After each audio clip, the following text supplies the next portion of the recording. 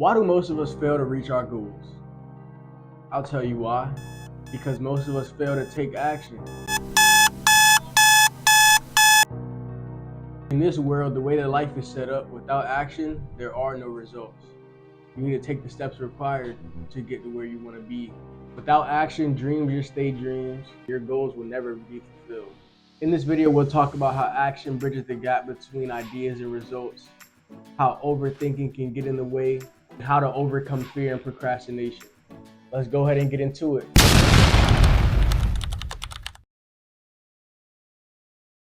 So let's talk about how action bridges the gap between ideas and results, right? From dreams to goals to action is the plan we want to follow. Now, let me tell you guys a story of a period of time in my life where I was looking for a better paying job, right? And this has been several occasions. But what I would do is I would sit home, put in a few applications online, and just hope that that would be enough to land me that job that I was looking for. Hope that I would wake up to that phone call or that text message one day saying, hey, can you come in for an interview? Now, let me tell you guys something. If you haven't guessed already, that never was the case. Any good paying job or any job that I've wanted that I've gotten, I got it by getting off my ass, getting up early in the morning, making those phone calls. Hey, you guys hiring? I'm looking for a job. Letting them know my experience, such and such. Going in person, showing up to these buildings and talking to these people in real life, giving them a good first impression, taking the action required to get what I wanted, instead of sitting back, hoping, wishing, and dreaming. Now, I want this to be you. I want you to be the kind of person who gets up, goes out, and gets what they want, rather than waiting for it to come to them. In this world, life rewards action. In this world, life does not reward intelligence, but it rewards action. One of my biggest problems growing up as a child was constantly being told how intelligent I was, how much potential I had. And I understood where they were coming from, and I 100% believed and knew that I was smart enough to do whatever I wanted to. But the problem with that is you lean so much on that intelligence, and you could be the smartest person in the world, but without taking the action necessary, all that intelligence just goes to waste. I could be so smart and have such a strong understanding of how this world works and what it takes to succeed. Yet if I'm not taking the steps required, then it really all means nothing. And that goes for you as well. I know some of you watching this have been told you are smart, have been told you're talented, have been told you're this and that. And you know that it's true, yet you still find yourself in a certain position that you're not happy with. And this is exactly why. And there's a few actionable steps you can take that'll be described later on in this video. But the problem doesn't end there, because we got our friend overthinking, our friend doubt that comes through and just solidifies everything. Overthinking and doubt work as a partner in crime to a few other things that are holding you back. But the problem with overthinking is that it's usually all just in your head. Overthinking and doubt usually comes in when you're doing something that's new to you or that you're not typically used to doing. And this lack of understanding of a certain subject creates overthinking, because you have little knowledge of what is possible. You have little knowledge of the potential that you have to succeed in that specific area. If I shoot a basketball 1,000,000 times in my life, the chances of me hesitating on a jump shot is highly less likely than a person who has only shot one shot in their entire life, because I have the confidence to back up my game. I know I've shot this shot 1,000,000 times. I know how to shoot it. I shoot it the same way every time. But a person who's only shot it once is completely lost on the variables on a jump shot.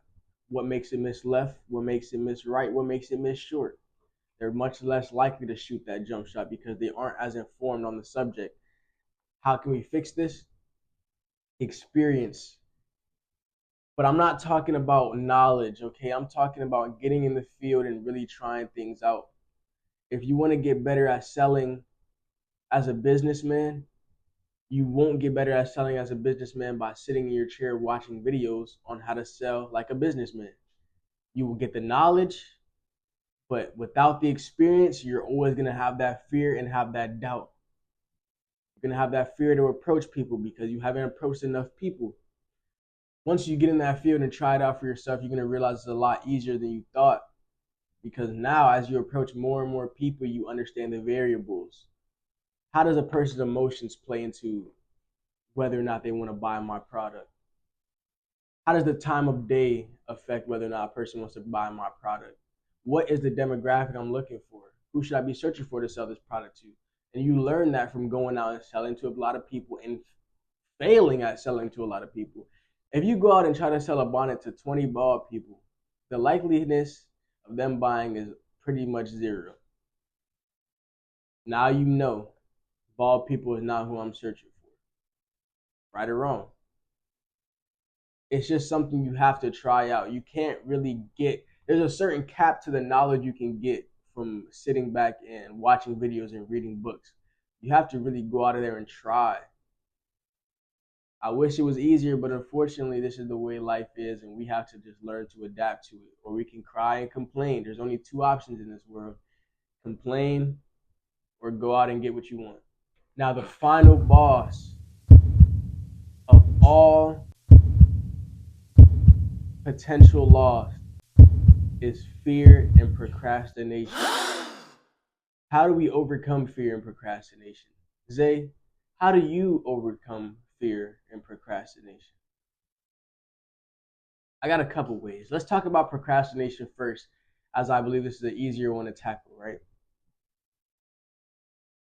I've mentioned in the past in my self-discipline video that it's all about thinking about the future. If you're faced with a situation where you have to make a tough decision and you think about the future you and the future, what would future you think about it? How would the future you look at you based on the decisions you make right now? Will the future you be happy on you passing up this once in a lifetime opportunity?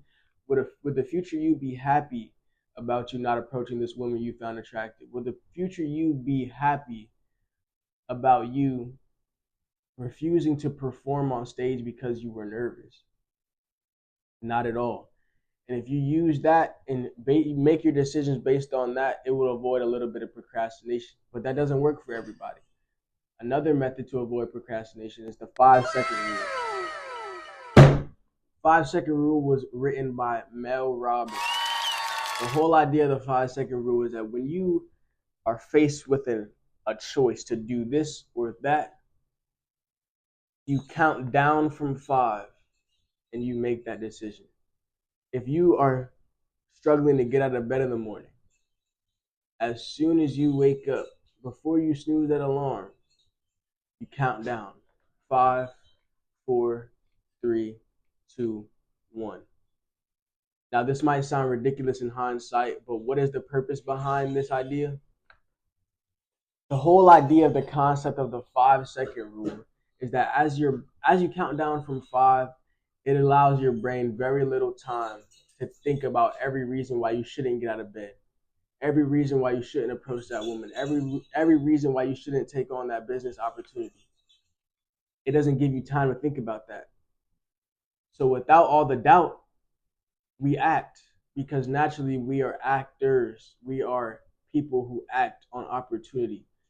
Our first thought is usually our best thought. Why? Because we only want what's best for ourselves. So when you eliminate the doubt that could potentially come by counting down from 5 and keeping your mind busy, it allows you to act on that first thought.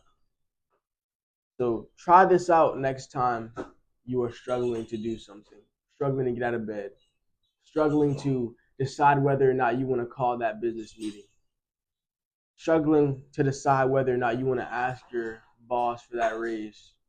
Use the 5-second rule. Now, Zay, all of that is great, but how can I apply this into my life? What can I do right now today to improve? to take action, to become the action taker I've always dreamed of being? I'll tell you right now. Piece of advice number one, actionable step number one, just start. I know that sounds stupid, I understand, but just start.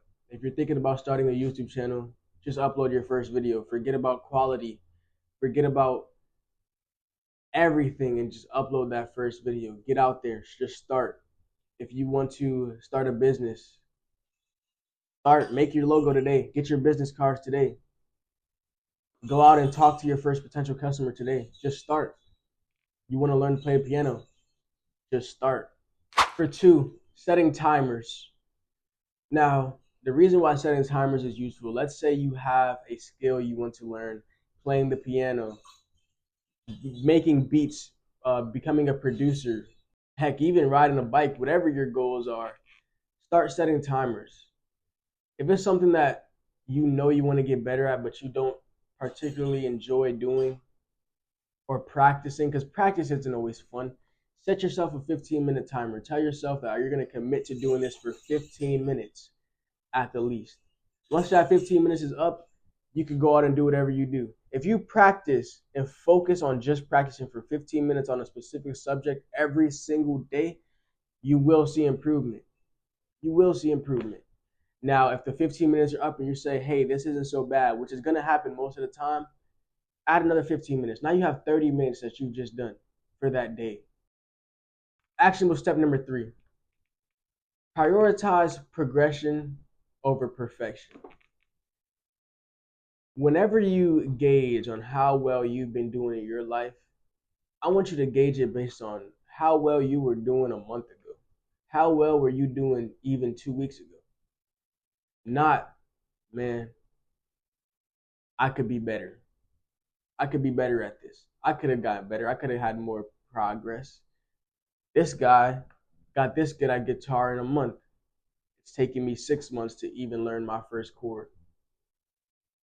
But did you know that chord 6 months ago? No.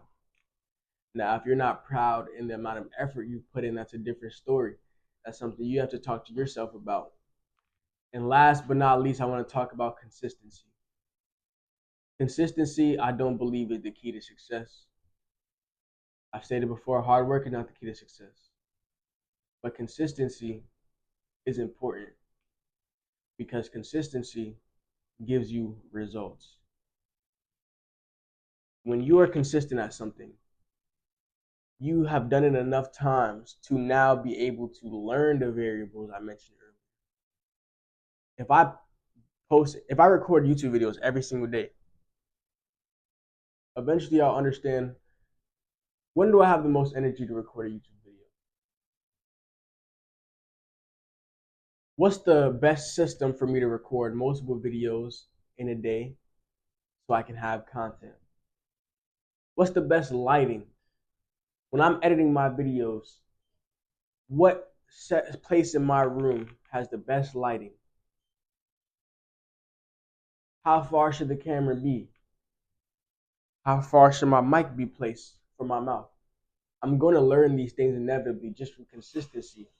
The experience, you learn things from experience. Another example, if you go out and try to sell your product to people every single day consistently, you are going to learn a lot. What makes people not buy? Where should I be stopping people? Maybe I shouldn't be stopping people while they're grocery shopping. Maybe I shouldn't be stopping people when they're shopping for clothes. You learn a lot from experience. So when you have consistency and you're doing something consistently every single day, you are going to gain experience. Some people will sit here and try and go out and sell for 3 hours straight once a month. The reason why that isn't as effective is we do most of our learning in our sleep. So when you're doing something and you live it and you breathe it, like I said, you live it and you breathe it. You may dream about it. It's on your mind more. It's now on your conscious mind. So it's something you think about. And again, our mind wants to see us succeed. So it finds ways to make that possible. And with a combination of everything I told you in this video, you can now become the action taker and the opportunist that you always dreamed to be. Thank you for joining us After Dark yet again, and I'll see you on the next one. Peace out.